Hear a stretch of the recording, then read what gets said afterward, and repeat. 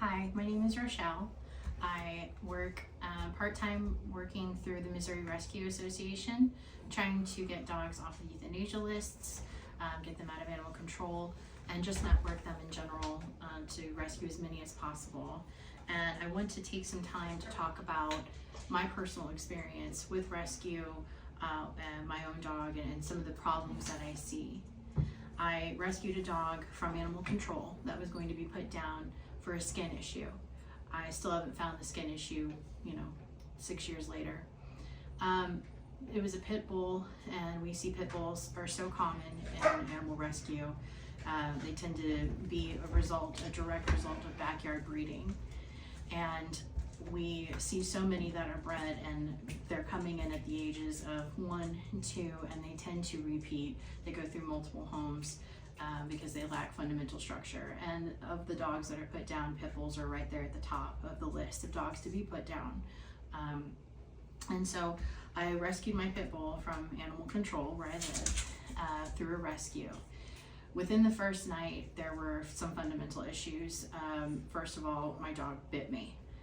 And it was a simple situation where I had the dog sitting next to me. I told the dog to get off of the furniture, and he did not respond. When I went to give him a nudge to get him off of the couch, he went directly for my face, and I happened to armbar and catch the teeth.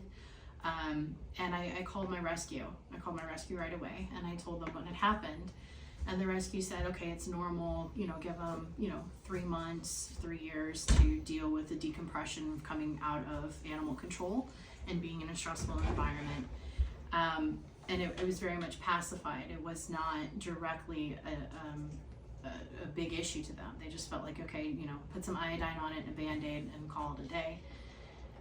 The issues continued to get worse. He started becoming aggressive towards my female pit bull. While I didn't have any direct issues with my male Doberman at the time, integrating him into my pack, I was completely green. I didn't know what I was doing. So as time goes on, this new dog, my rescue, comes in and sees the situation and thinks that it's his job to completely resource guard me. I couldn't use the restroom by myself. I couldn't sit on a couch by myself. I couldn't do anything but what he was beside me, near me, and preventing the other 2 dogs from interacting with me. The problem here, besides resource guarding, is that my female pit bull was my right hand, and I was placing her in harm's way by not correcting the behavior. And multiple times for 2.5 years, my rescue tried to kill my female multiple times. At one time, he was almost successful. He did nick her jugular, and it was a bloodbath. And I was just at my wit's end. I felt like I can't do this anymore. I can't handle the stress. I can't leave my home. I don't have any peace. It was completely chaotic. And so I called my rescue and I said, take the dog back. I can't do it. They argued with me. They pressured me. They gaslit me. They made me feel like the bad guy. And I said, I can't have this in my home anymore. I'm going to have to put this dog down. I don't want to put the dog down. Who do I call? So my rescue gave me 3 numbers to people who were too busy, too stupid, or just didn't care. They either didn't call me back, or their way to deal with it was, what kind of food are you giving your dog? Hold the food, feed the dog, 1 kiblet. No, that's not going to fix it. Not whenever I have a bloodbath in my kitchen every morning. So I happened to talk to one of the places that we used to send some of our dogs in my past, and the lady there suggested that I call Bob Lout, canine pack leader. And I said, okay, can you tell me anything about him? And she said, well, don't tell anybody I gave you his name and number. I thought that was weird. I thought, what am I walking into? I contacted my rescue. My rescue said, if you contact Bob, we're taking our dog back. Okay. And while it fixes the problem, I'm now intrigued and I want to know more, because if Bob is my last call, then I want to know more about him. I want to investigate him. So I started asking some of the other people around, and they say Bob deals with red zone cases. Bob deals with aggressive dogs.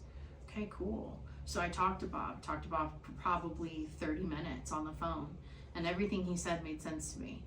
Everything he said was not this, clicker and treat, and I knew knew that wasn't going to work in this case. But I also knew if I didn't get some help, I was going to have to put this dog down. And I really didn't want to do that at the end of the day. So Bob came to my home within probably 20 minutes. He had identified the problem. I took on full responsibility. I had no ego in it. And I said, tell me what I'm doing wrong. Tell me what I can do better. Tell me what the problem is. And I'm the problem. I'm creating this issue. My lack of leadership and taking on things that I didn't know any better. I thought I was doing the right thing because I always had dogs. I didn't have these kind of problems, but I did not properly pack integrate, and I paid the price for it. I had to get stitches. My dog had to get stitches. Bob made everything so clear and so easily understood. I still haven't told my rescue to this day that I called Bob, but my dog is still alive. In fact, my dog is thriving because of Bob. So I can't say enough good things about him, but the proof is really in the pudding, because since then, I've been able to help people. I've been able to direct people to Bob. Regardless of whether or not rescues like him, this is literally saving lives. Lives that would be gone. We have enough dogs being euthanized in America in general, but at the rate at which dogs are being euthanized because people are playing interference and keeping Bob from helping people, that's disgusting. And somebody needs to talk about it. Say all of that to say, I'm so glad to bring Bob in now and talk to him a little bit about some of his process. Bob? You put in a lot of effort, as I do with everyone that I help. I provide a foundation. I give every tool, every piece of material and a knowledge how to use them all together to build a peaceful and balanced life that two completely different animals, be it dogs and humans, can live in the same structure in harmony. You did all the construction. You built it. It was not a question. You put in the efforts. So my efforts put in were rewarding to watch you flourish and your dog be able to continue to live and to live with you and to understand what yeses and nos mean, so that dog can not only live in your home in a life of balance and security and safety, but also being able to live around other dogs. When you showed interest in helping me out and coming from a third-party source that I've helped, I wanted you to get a full effect of it, and I asked you to come to Camp Good Dog and visit and bring Buddy with you. What was your first thoughts on that?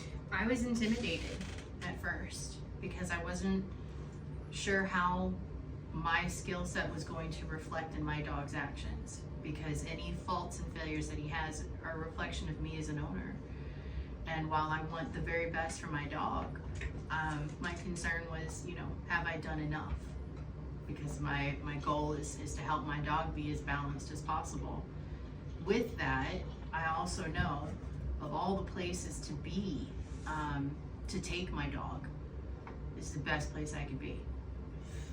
What was your thoughts when I openly shared with you the dogs I have here and what their backstory was? Because that seems to be a commonly used word of, the 4 dogs I had here, that 2 of them were scheduled to be euthanized because of dog aggression issues and people aggression issues. Did you see any of that whatsoever when you came here? No. And so the first day you showed up and had share your experience, you said you was concerned because you was worried about your abilities with your dog. How did that first go about? Tell everybody how you were received into this pack, please. I can't say that I'm shocked, but at the same time, it's shocking to always see dogs that are happy and that are balanced and they aren't overly excited. I knew going into it, you know, not to bring my excitement and my frustration into the pack. So having the moment, taking that time to just kind of stand at the gate and leave that all behind was helpful. But also I'm in there and you don't see aggression. I didn't see aggression in any of your dogs. I didn't see overexcitement. I didn't see anybody, you know, trying to dominate anybody else. I saw a well-integrated, balanced pack that was respectful. Nobody, you know, checked my boundaries, and they accepted me no problem. And I, you know, again, while it's intimidating as an individual, it's also the best place to be because it's eye-opening.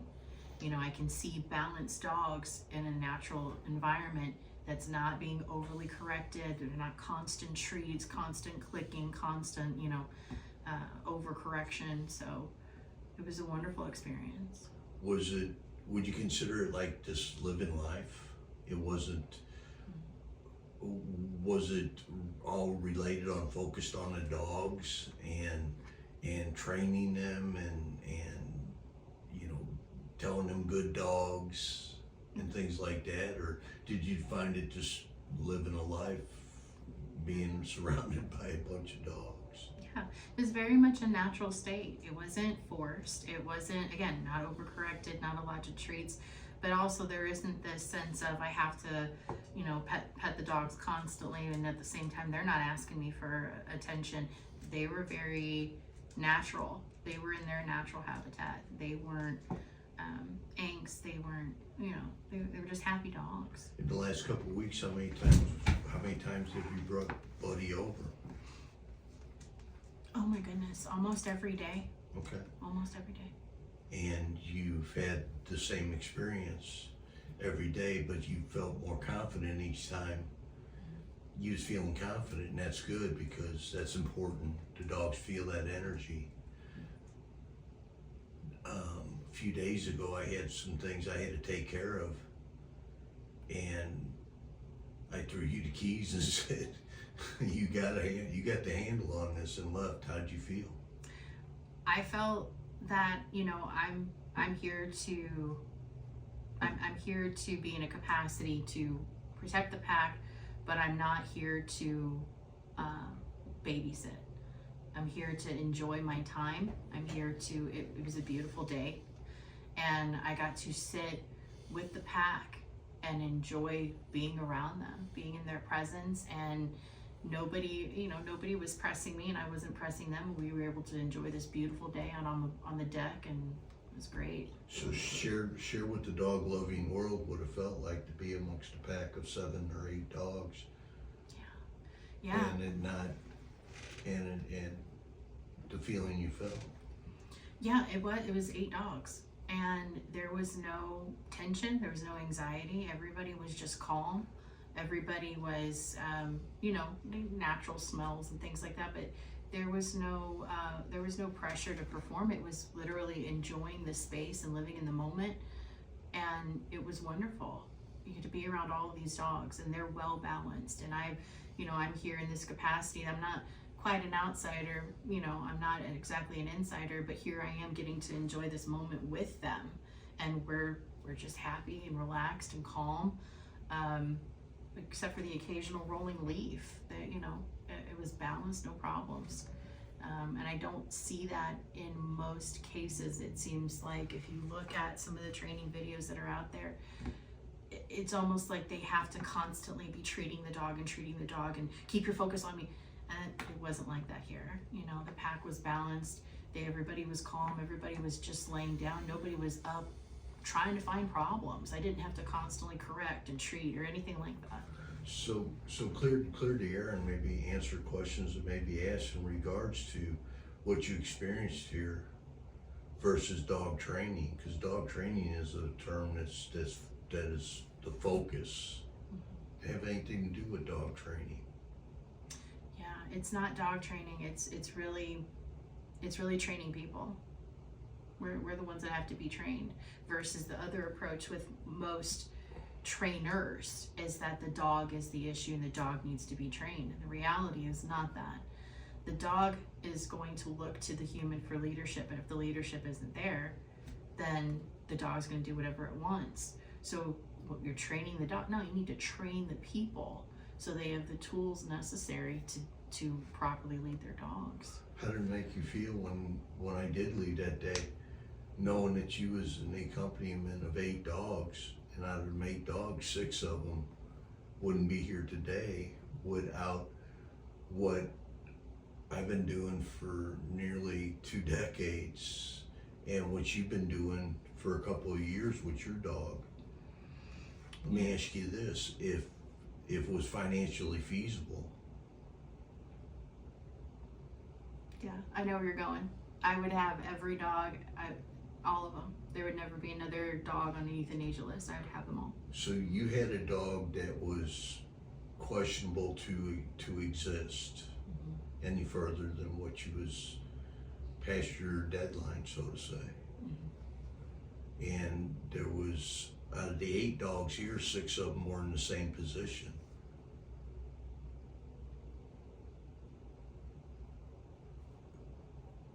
Could you imagine what it would do to the world of homeless dogs? Just think about it in the reality of numbers. Sure, they're a big responsibility and they're a big expense, but the responsibility of feeding them and taking care of them, putting them in kennels, letting them out, things of that nature, responsibilities that should be pretty well known when going to look for a dog. And the cost of feeding and the cost of veterinarian care. If 10 families wanted that number of dogs and they could afford them, are you any different than me? Am I any different than anybody else? No. We're just people that understand how dogs are. Yeah. Dog psychology, would you agree, has nothing to do with dog training? Correct. I mean, it makes the training easier, wouldn't you think, once you understand why you're telling the dog to do something, that the dog does it for you because you understand enough to where you are the most important thing. Do you feel that you are the most important thing in your dog's life? I feel that I am the most vital thing in my dog's life. And what does your dog do to show you that? The respect that my dog gives me whenever it looks to me for guidance in a situation. There was a situation where, while we were comfortably sitting around talking, my dog happened to wander fairly close near me, and he stopped and he looked for my eyes. He looked directly at my eyes and he was asking me for something. And my response, knowing my dog, I knew that he needed water. It was a simple thing. Simple thing. He wanted to go get some water. He didn't know where it was at. Okay, that's easy enough. Versus a dog that's constantly going through and scratching things and trying to get to the toilet or trying, my dog came to me, and that is showing me that my dog respects me enough to know, where am I going with this? What am I doing with this information? Where, how do I handle this? Okay, so I know my dog has this need. I provide the answer to my dog, and that just reinstills in my dog, look to me for the answer. If there's a situation that arises, if there's just as an example, like a policeman's siren that goes off, my dog will look to me. Is this something that I need to deal with? No, relax. Goes back to laying down, he's fine. And that tells me that I'm doing the right things and my dog is looking to me for guidance. And that's the dynamic that I want. Yeah, and that's the dynamic everyone should have. They should, and the reason why that being is because dogs weren't cut out. They weren't born and raised to live in the human being's world. Yeah. Nor are we cut or born to be living in the wilds of Montana, Wyoming, Alaska, in the life of a wolf. Right. Unless we're taught. And who would we follow the instructions from under the circumstances? A dog in that pack we can trust, that we know is strong enough to lead us through that situation that's totally foreign to us. So you really understand how important it is for people to position themselves in their dog's world as being a strong presence, a strong commanding presence that they rely on for information when situations that come up that they're not familiar with, because they're not living in a dog's world. Yes. Right. It's And the you've only earned that. it's the only way that we have to communicate with each other and sense integrating so many of the tools that you gave me when working with my dog. I see us talking more, and I know that's a relative term, it's a human term, but what I mean by that is I see my dog looking to me and being more receptive to what I'm saying, and then coming to me with more things and more eye contact, more follow through. Why? Because we now speak the same language. When before, I'm just, dogs don't speak English, so I'm just babbling noises at this animal that's like, I don't know what you want. And the more that we come to that same level of respect and understanding through the same language of leadership and territory and those things, he looks to me for more, we bond more, and I feel like we have more of these instances come up where he's looking to me versus before maybe he would have had the leeway to just do what he wants, and now he's kind of like, no, wait a minute, I do need to check in. And I can give plenty of examples, but just like a new command, teaching my dog a new command that I had never taught him before, and it just was the right combination at the right time, but we're speaking the same language. He learned heel in 2 minutes. It wasn't something that was necessary to me because he always worked well on a leash. But in that moment, he was ready to work, and he's giving me good eye contact, and he's following my lead, and we just learned a new command in 2 minutes because we speak the same language. And if you can't speak the same language, how are you ever going to have a conversation? You can't. You're now just barking at each other in so many words. When you call Buddy, does he come to you? Yes. Have you ever put him on a long leash and used a pocket and cookies or treats to teach him to come to you? No. Why do you think that is? There's a couple of reasons why. The first is that you taught me I own everything, including the oxygen. That mindset helped the conversation kind of get on an even playing field. If you want to eat, you'll come. If you want to sleep in the kennel, you'll come. And if you don't, okay, you're not getting these things. I'm not going to negotiate with you. This isn't going to be a bargaining chip. I'm not going to do this, feed me over here. No, that's not an option for you. If I want my dog to eat here in this place, you're going to come when I tell you to come. Because I don't know what this later translates into an instance where I need to be able to save my dog's life by giving one verbal command. The first time, every time that I give the command. Let me ask you this. When you're walking in a neighborhood with your dog, does your dog lunge at other dogs? Yeah, he used to. Okay, he does. Okay, thank you. Thank you for your honesty. Does he do it now? No. Okay. Why do you think that is? It's leadership. It's how I talk to him. It's how I deal with him. I feel that it's definitely a power position. He knows now to look to me in situations. He knows now to say, hey, there's a dog coming. What do I do about this? You're fine. Leave it. Okay, cool. When I first got him, there were no rules, boundaries, limitations. There was none of those things there. So he might bark at, a kid, a child, because he doesn't know what else to do. Now I can simply see him looking, sniffing. He's aware that maybe there's a kid over there. But should he bark more than once and I don't need him, I'm aware enough. Or should he feel like he needs to protect, okay, watch the house, fine, growl. until I'm tired, and then that's enough. But there's not this conversation of I'm gonna go deal with it and bark and chase a kid down. That's not an option. That's not an option. Because it's a kid, it's a car bumper, it's, you know, it's a terrible story ending is what it is. Mm-hmm. So because I'm strong with him, because we have the same common language now, he looks to me, is this okay? Yes, that's fine, leave it. So let me ask you this, what are some of the things that you have been told or heard from others that that are involved in the dog business, for a lack of a better term, in different arenas of it, training, dog rescue, things of that nature? How many things have you been told to do or not to do that you followed the directions of that and the outcomes that you faced?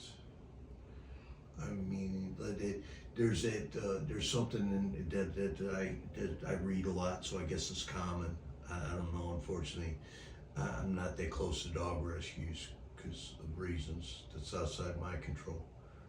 But that 3 days, 3 weeks, and 3 months.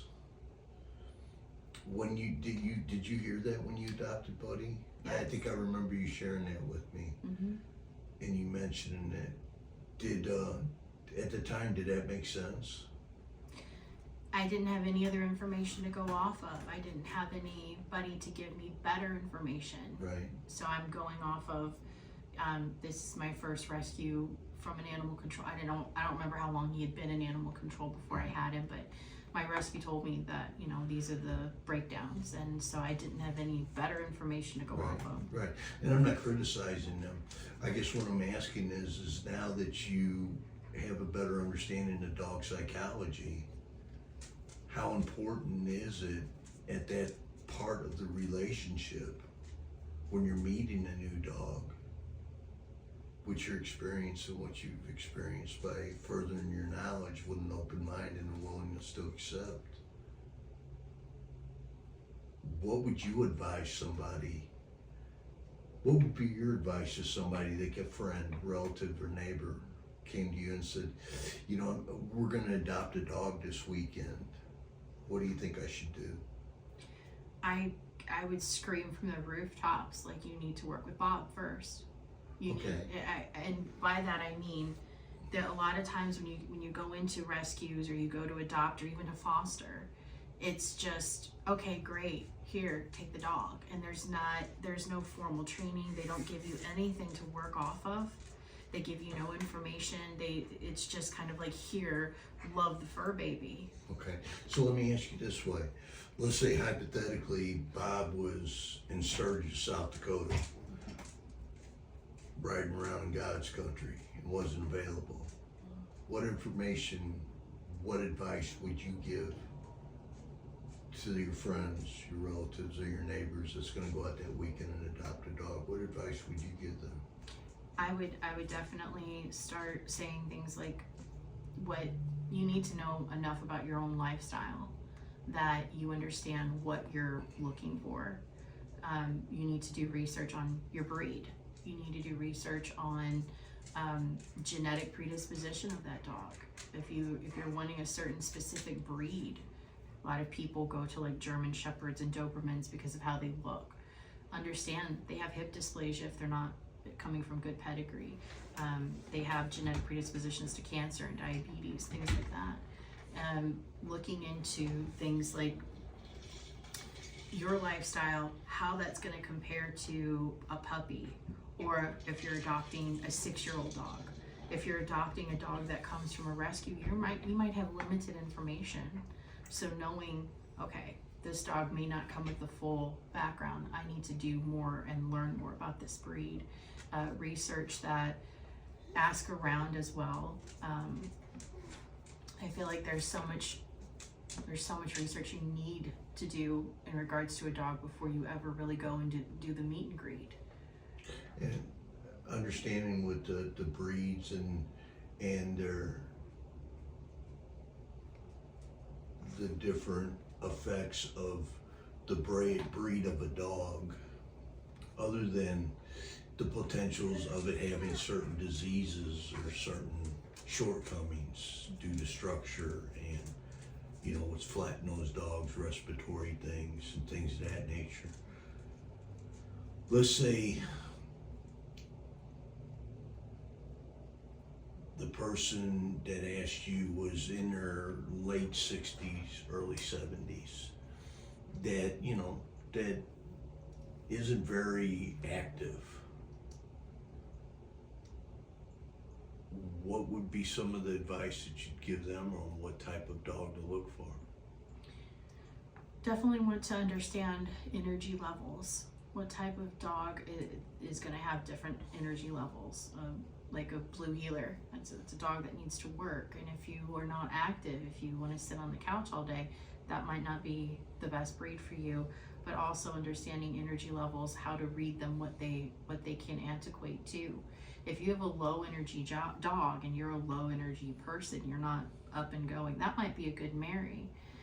But having a high energy dog with a low energy person that doesn't lead that lifestyle, you're setting both of you up for failure. You're going to come home with a house that has no walls and doors. Right. Let me ask you this: what's your overall thoughts about an excited dog? An excited dog is an unbalanced dog. They're terribly unbalanced. Okay, and that's genetics. I mean, that's their instincts. Would an excited dog? Well, let me ask you this: when you come home from work after a long day and you come home, what would be your thoughts of your dog greeting at you at the door and jumping on you and saying hi? No. No. Why is that? That to me just reads as it's rude. It's you're inside of my personal space, and I don't want my dog jumping on me, not just because of clothes, but if my dog's jumping on me and I'm the owner, you know, what's it going to do to a 2-year-old? You know, it's going to knock that 2-year-old down, and now we've got injuries and things like that. And so it's not just about I don't want my clothes being torn up. It's also a safety measure, not just for myself but for others. And my dog understanding that overexcitement is not permitted. And it can also, with overexcitement not being a state that a dog should stay in, this is what leads to bites. Okay, now my dog's coming, I'm coming in the door, my dog's jumping on me, they're overly excited, I get bitten. Or maybe a aunt or an uncle come over, they get bitten. Or maybe a kid gets bitten. You know, it's just not safe. Besides the fact that some people, oh, like, oh, it's so cute. It's not, it's really not. So that's a yes or a no thing, isn't it? Yes. Right. It's not a Monday, Wednesday, and Friday. It's okay, and Tuesday, Thursdays, and Saturdays isn't so good. Yeah. Right. That's good. That's good. That's why you're successful with your dog, because you have structure. You build structure, and you're consistent with your structure. Dogs don't know the difference of if it's okay or if it's not. Yeah. You know. They don't know it's Monday. Right. And it's not fair for them to be able to do it on Monday and then get screamed at on Tuesday. Right. You know. Yeah, that's perfect explanation. It builds stability in yourself as well, because it gives you the opportunity to say, okay, this is a victory. If my dog was jumping on me before, and now we've worked, and now he's not jumping on me Monday, Tuesday, Wednesday, Thursday, Friday, Saturday, you know, that's a victory in and of itself. While a little one, the consequences of that little excitement in the beginning, down the road, what that looks like versus dealing with it now, and that's a victory moving forward. So you believe it's important for the human-dog relationship that the human be considered the pack leader? It's vital. For that pack animal, right? It's vital. Okay. With that being said, do you let your dog sleep with you? No. You don't? Is there any particular reason? Yes. whenever I first got my dog, he had no boundaries. And that led to many attacks on, well, not just me, but my other dogs. He felt elevated. He felt that he was, this was his territory. So he would, bully the other dogs from being around the bed, being around me. He was creating territory and space when it needed to be me creating the territory and the space for him. So he sleeps in his kennel because, first of all, his kennel is his refuge, but also his kennel is his home.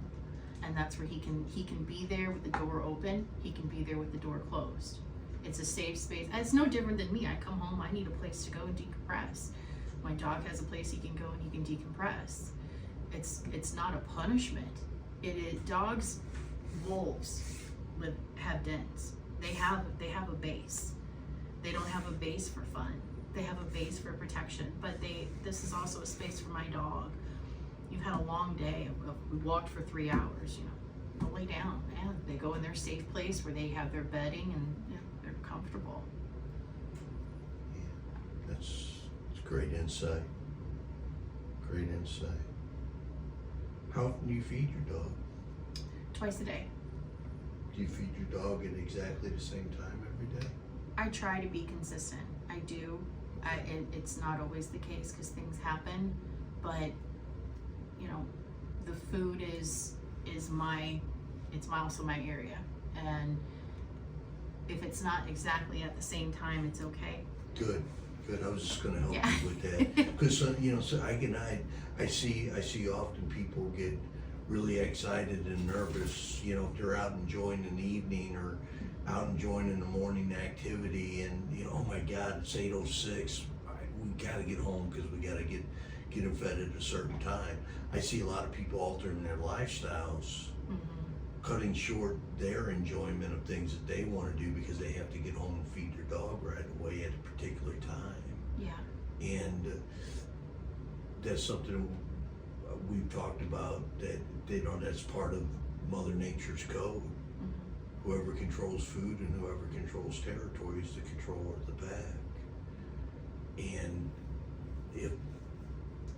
what I found over the many years of experience, a common trait that leads to common problems that I'm called in to ask for help is just that. Either the dog sitting in front of somebody at 5 minutes to 5 barking at them, and they get up and they feed the dog. Who's controlling that activity? Another thing, two of the things that I found to be consistent with some of the most severe cases of fear and anxiety in dogs that I've worked with has been a full bowl of dog food at all times. Because the dog's controlling the food, the dog's living in the human's world, that's giving the dog too much responsibility, too much freedom of that responsibility. Like you said yourself, when you've been in situations of strange activity, strange environment, what does your dog do? Looks to me. Tunes into you. You okay with this, right? You go, yeah, I'm all right with this, bud. And he goes, okay, if you're okay, I'm okay, right? Yeah. Right, exactly. But if the dog's standing there, well, hey, feed me, right? And we get up and do it, who's the dog got to look to? Or if the dog goes out to the bowl 6 or 7 times a day, and there's food in there, who's controlling the food? Who does that dog have to look to under circumstances? When a dog's outside of its comfort level, no one. Well, even in situations where, I offer food, if he's got maybe 4 minutes, if he's not chowing down, food bowl comes out. Because I'm not going to beg you to eat. If you don't want to eat now, you'll be ready to eat later. And I think there are some trainers that use food as the drive. And if you have a dog and they're not these high risk issues, you have simple issues, paraphrasing, you could probably use food, but that dog has to have that drive. If your dog doesn't have a food drive, Buddy doesn't have a food drive. Yeah. So he can go without eating and he's okay. But I've had other dogs that are food driven, and if they don't listen and they don't obey, they choose not to eat, okay, that's fine. Because if you're not gonna eat later, you're not gonna eat at all. I'm not gonna negotiate. Why is that? I see many times with having the other people in my household that were willing to negotiate with the dog. The dog was, oh, well, he's got an upset stomach, and started using that ability to see dogs as humans, giving human characteristics. And oh, he has GERD. There was no diagnosis of GERD. You have GERD. You're assigning this to this dog. He doesn't have GERD. He's controlling me. I'm not going to eat this. And then I'm going to whine and complain. So if you're not on the same page in the household, which members of the family are also members of the pack, if you're not all on the same page about this is feeding, this is their options, there's nothing else. You know, you eat what I put down or you don't eat at all. That's Mother Nature, because wolves don't eat every single day either. So you better eat, and if you don't eat, tough. What's your thoughts on be it a meal or a late night snack or breakfast or whatever the case may be? You can pour a bowl of cereal and you go in and sit down on your couch and you're watching the morning news or whatever the case may be, eating your cereal. What's your thoughts about your dog being right there with you?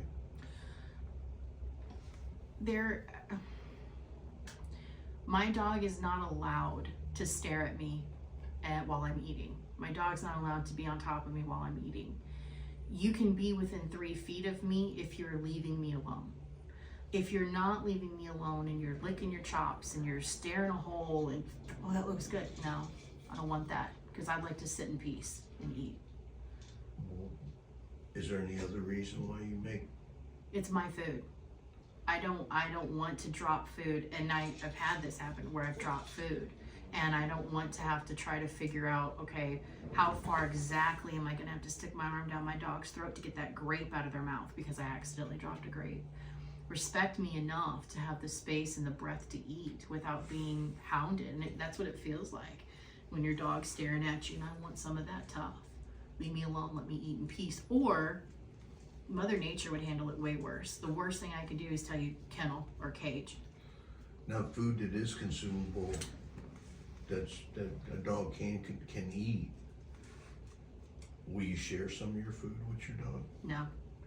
I've never given my dog table scraps. Okay, all right. I know some people do, but I've always been a firm believer of not doing that. Okay, that's fine. Yeah, that's an option. I mean, that is not gonna go. They're not gonna survive an extra day if you give them a bite of your burger. Sure. You know. I think that speaks to breed too, because I have a pit bull. They're allergic to air. They're allergic to everything. So controlling diet controls yeast infections or whatever, staph infections. Sure. If you ask that question to anybody and they say, well, yeah, I like sharing my food with my dog can eat, my advice to you to share with them, it's okay, but the dog doesn't get any of it until you are finished. Mm-hmm. Because then that's Mother Nature. Mm-hmm. I'll eat until I'm full, and if there's anything left over when I'm finished eating, then you can have some as well. Yes. That's what motivates dogs to hunt and to be a pack.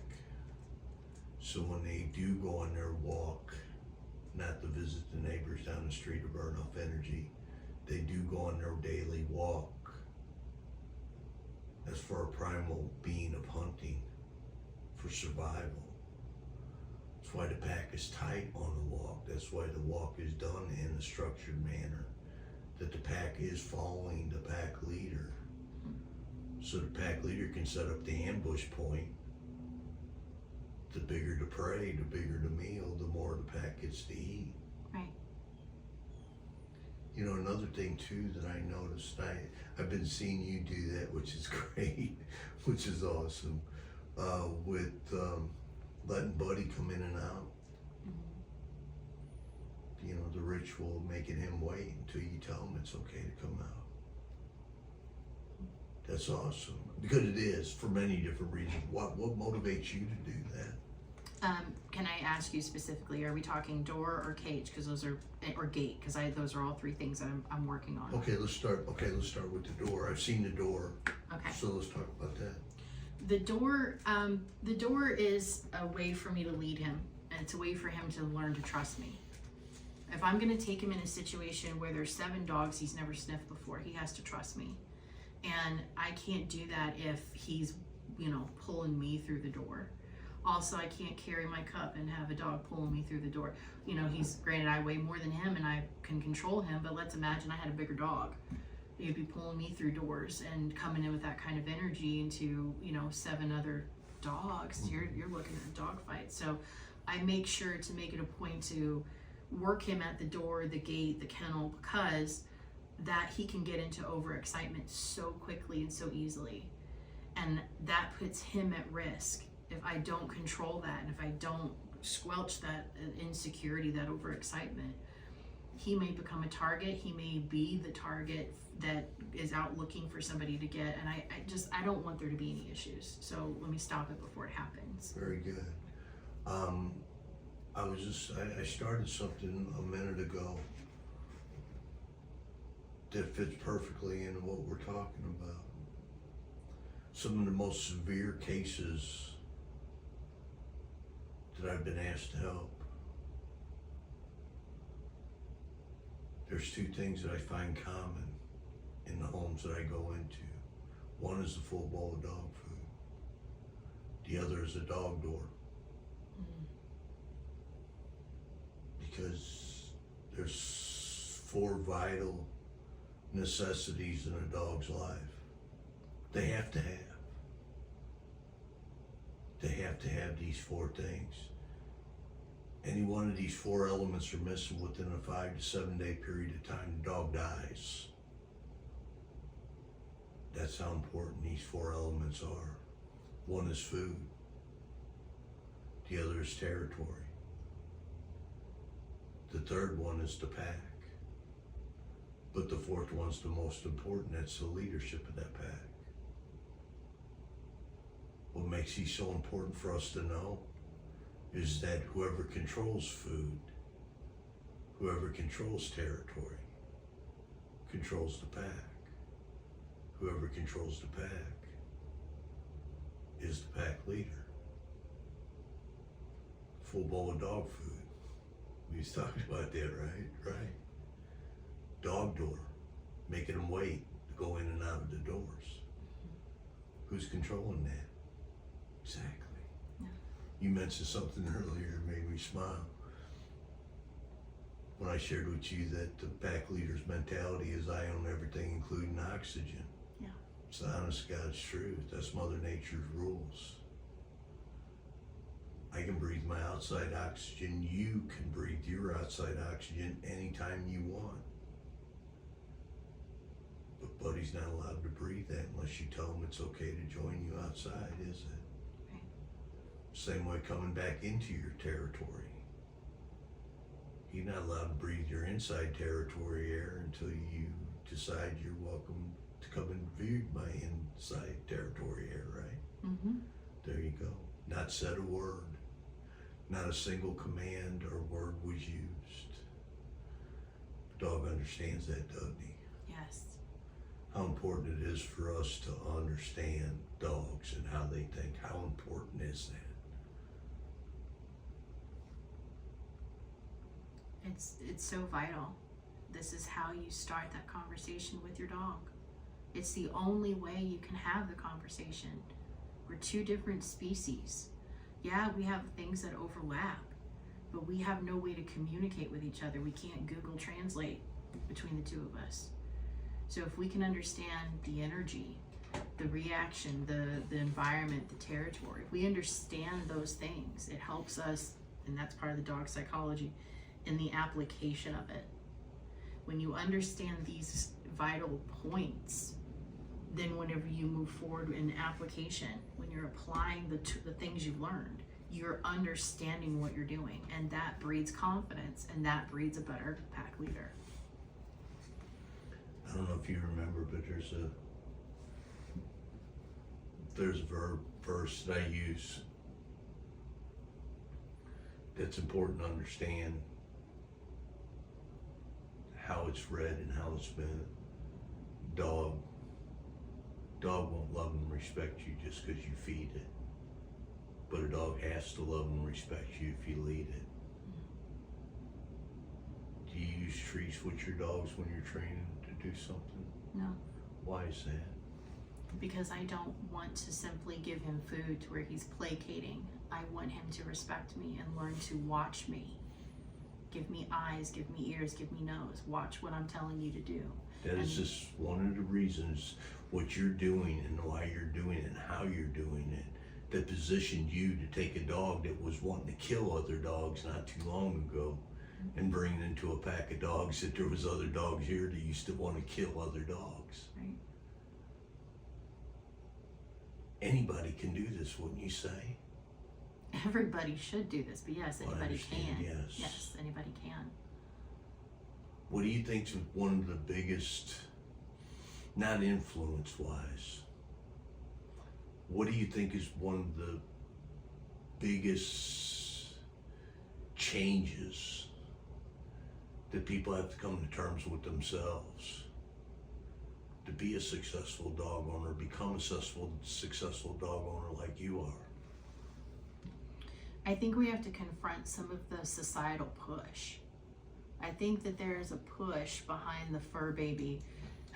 I understand loving your dog, but you know, you can't love and take it and just spread it over Do something. you love bad. your dog?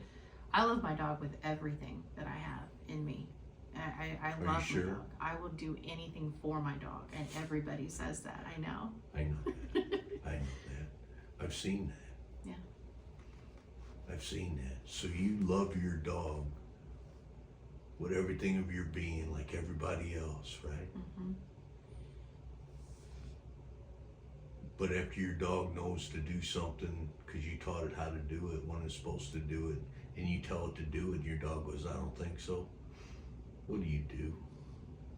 I have to reinforce territory, leadership, all of that, because that is a big disgruntle. Yeah. I use the terminology of coming to Jesus meeting. Yes. But were we on the same page? Same page. Exactly. Yeah. Exactly. In no way, shape, or form would you consider that abuse? No. Okay. No. I knew you wouldn't, but I would like people to start seeing that this is the way it is. With your help and with you supporting what Mother Nature taught me and what I taught you, I'm hoping that there's other people out there that go, you know, and we tried everything else. We've seen every video on YouTube. We listen to every dog trainer. We've talked to the neighbors down the street. We've talked to my aunt and my uncle because they've owned dogs all their lives.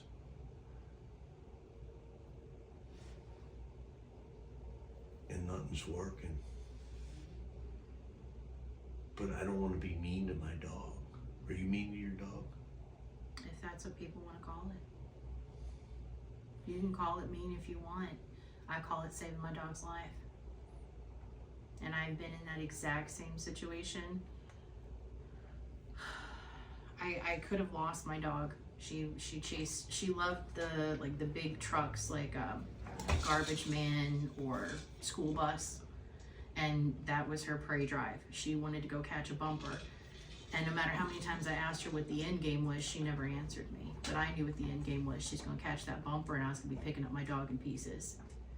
And I was outside washing my car. I had her on a lead. I had her really good collar. Wasn't weak. The weakness was in the lead being outside. That's Mother Nature too. Nothing I can control. And a school bus came flying through the street, and she went lunging for that truck, and the lead broke. It snapped, and she was full flight, and I gave one correction, which was no. And she stopped so hard she skidded, but she gave me eyes immediately, and that bus was able to pass, and she did not leave the territory of the front yard, because she knew through training, through I come to Jesus moments, I said no, and I only am going to say it once, and then there's immediate follow through. What would that follow through be? It would be foot and ass if necessary. Whatever is necessary. Did you love that dog? Oh my God, yes. I With everything, yeah. She was my heart and soul. I loved her so much. She was my right hand. Yeah. Sorry for your loss, by the way. Yeah. I know that. You know, that was. Yeah. Yeah. So, right. But I saved her life because she knew when I said no, it meant no the first time. Not no, but baby, okay, but no, but shut up. They don't understand what you're saying. You have to give commands that they understand the ramification the first time you say it, not the 15th or the 40th. They know and they will learn. I can do this. I've got 46 more times before she gets up and does something about it. She knew the first time whenever I said no. Oh, better listen. And it saved her life. And probably some traumatic experiences for those children on that bus too. True. Valid point. So, okay, is it mean that I saved my dog's life? No, it's exactly what my dog needed to continue to have another day.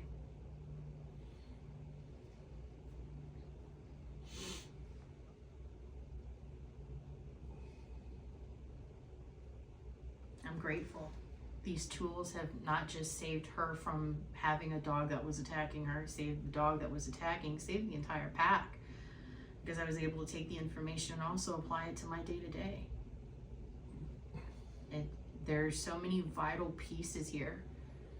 While we're not the same species, when we are understanding dog psychology as human beings, we try to apply it to how we understand things. How do we understand this information? I hear you telling me words in a sentence structure, but how does this apply to me as a person? And when it clicks, people take that information and they go, wow, I can apply this here, and I can apply this here, I can apply this with my kids, I can apply this in my home, have peace in my home. It just makes sense. Being a strong pack leader doesn't take size or bass and voice. It doesn't. It takes knowledge. It takes understanding. It takes application of that knowledge. Yeah. Because it's not the size of the dog in the fight, it's the size of the fight in the dog. You know, many things dogs and humans have in common. But there's one thing that's for sure that we do not have in common with dogs. Dogs will never follow leadership that they consider is weak or unbalanced. They don't have to. In their mind. They won't. They won't allow themselves to do that. They don't have to worry about pleasing somebody to get a paycheck. Yeah. They don't have to worry about pleasing somebody to be able to live in a house with a roof over their head. They just look to strength as strength being strength. How do we maintain that strength? How do we acquire that strength? Makes sense, we just learn them. So when we present ourselves to them, we know how to. It's one of the things, I never let a dog jump on me, period. I will never let a dog jump on me. My dog or anybody else's. Why is that? Because that dog is intruded into my intimate zone of my territory and jumped on me. Unacceptable. Because that's rude. You should have a say in which zone the dog occupies. Because it's your oxygen. It's your space. It's not theirs. And we've discussed and you've agreed, because you've experienced, that overexcited behavior causes bad decisions. Mm-hmm. I've asked many thousands of people over the years, when you're aggravated with your dog, is your dog normally been overly excited when you found yourself aggravated with it? Typically. And the thing of that is that if the dog's jumping on you, is the dog probably pretty overexcited? And if the dog's overexcited and it causes bad decisions, would it show a strength of a leader by allowing the dog to do that? No, it's very submissive. Would it show a strong leader if the dog was excited and jumping all over you? Dogs don't follow leadership that they consider as weak or unbalanced, did they? Right. So you understand though, like I do. I don't agree, but I understand how people can be misled and be confused with, oh, it's just happy to see me and wants to give me hugs and do a doggy dance. Right, I understand that, but you can see how people could get confused by the narratives. Mm-hmm. They only know what they are told, what they see. They see this as success, or they see this, maybe they see this on, social media. My dog's so happy to see me, they jump in my arms every time they see me. Okay, that's great for you if that's what your dog is trained to do, but it's not a great situation because you're asking for your dog to be in a place that is not normal. This is not a healthy, balanced state to be overly excited. Dogs are overly excited when in the natural order of things are your dogs overly excited? On the hunt. So you've got your dog in an overly excited state jumping you. I don't think that's the way it's supposed to work. I don't think that's the way Mother Nature wants it to work, unless you are the food. Now let me ask you this. Do you interact and play with Buddy? Yes. Yes. I love that too. Yeah. There's nothing more that I enjoy than on a beautiful day being out in my back of my compound, slap boxing, pushing my dogs and play down and growling at them and throwing them around. And I love that just as much as anybody else. But I start that game, and I finish it when I'm done. I have to, because they enjoy it. Sure. I'm not all work and no play. I want to show them I'm a good time as well. I can have a blast. I'm great at a party. But when the party's over, it's over. I'm Right. done.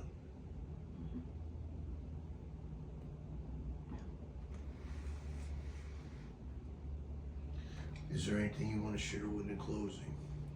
I think a lot of the things that I've learned from you, looking back and reflecting, it's not rocket science. We're not reinventing the wheel. It is plain common sense. And it makes sense. Nothing that you're saying, nothing that you're suggesting, or even, I wouldn't say advertising, but your testimonies. None of those things are far above and beyond the reach of the average everyday Joe who comes home from work, who has a family to take care of. All of these things make sense and they can be easily applied. The issue is us. We're the problem.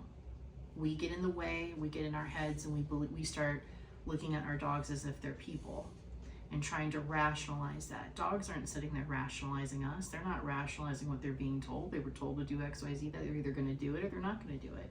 They're not going to sit there and have a committee meeting in their head and say, well, but do I want to? And because of that, we have people who are uninformed in these common sense practices, and they are rationalizing their behavior. Oh, well, but they're not bad all the time. Okay, well, the reality of the situation is that dog is going to do exactly what you lead that dog to do, or lack thereof. And until people can lose the ego out of it, they're not ready to learn. And yet it's not hard. And it's stuff that saves your dog's life. I've got stories. I think we all have stories. On a euthanasia list, was going to be on it again with me, almost catching a bus to the face. You know, there's so many stories of these things, but my ego's out of it because I recognize the good things that are happening are because of my influence. If somebody wants to adopt a dog, you shared with earlier that with everyone that you work closely with dog rescues and helping them place dogs. Where can they find you? They can find me on Nextdoor. You can find me on YouTube, Queen of Missouri on YouTube, and Nextdoor it's Rochelle Baby. I do a lot of sharing, and sharing is half of the battle. It's if you can't take the dog, then share it, because you never know which one of your friends can. I think together, if we all work in harmony, we can save a lot more lives, can't we? We can all open our homes. We can save a lot more lives. Thank you very much. I appreciate your time. Thank you, Bob. Thank you.